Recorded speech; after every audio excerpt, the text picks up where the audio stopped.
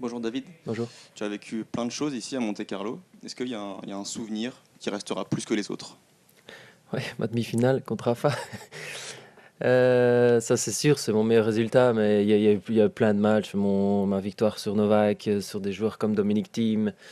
À chaque fois, ici, on joue sur des super cours. Le cours des Princes, le cours central, il y a à chaque fois une belle ambiance. C'est toujours plein. Donc, puis c'est le plus beau, un des plus beaux cours central du monde. Donc, non, c'est que des bons souvenirs et plein de bons matchs. Donc, c'était un tournoi important pour moi que je voulais faire.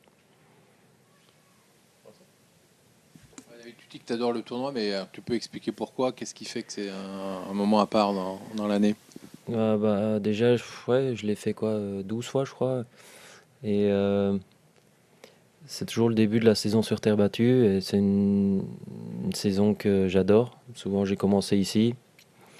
Donc, il y a toujours énormément de fraîcheur et d'envie pour une nouvelle surface. On revient en Europe. Le beau temps revient. Donc, il y a comme quelque chose de super positif quand on arrive ici. Le cadre est magnifique. Moi, je vis chez moi depuis 2014, donc j'ai la chance de dormir dans son lit. Et dormir dans son lit, c'est quand même, ça fait quand même du bien en tournoi. Et tout ça réuni fait qu'on se sent bien. J'ai ma famille qui est avec la plupart des années.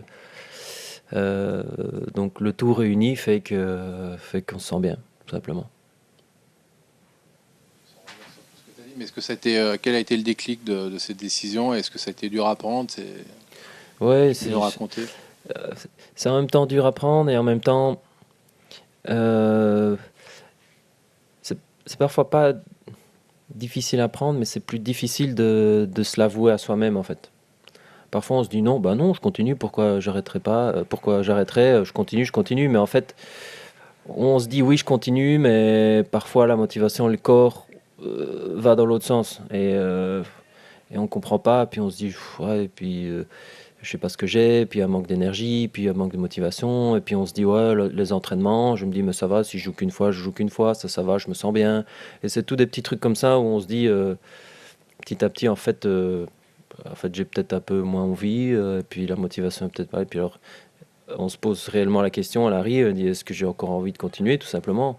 Avec mon entourage, évidemment, on se pose des questions, on essaye de débriefer, etc., ce qui se passe, je parle à ma famille, je parle à ma femme, etc. Et puis on en vient tout simplement à se dire, une fois que on se rend compte en fait qu'à l'intérieur c'est le moment et qu'on se dit on se ment plus à soi-même, ben, en fait on se dit le choix il est facile en fait une fois qu'on se rend compte.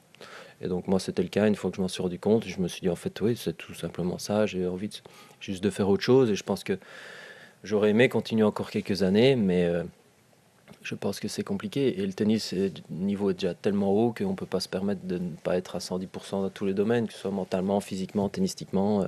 On ne peut pas se dire oh, bah, je vais aller faire quelques matchs, j'en gagnerai bien quelques-uns et je resterai 50. Ça ne marche pas comme ça.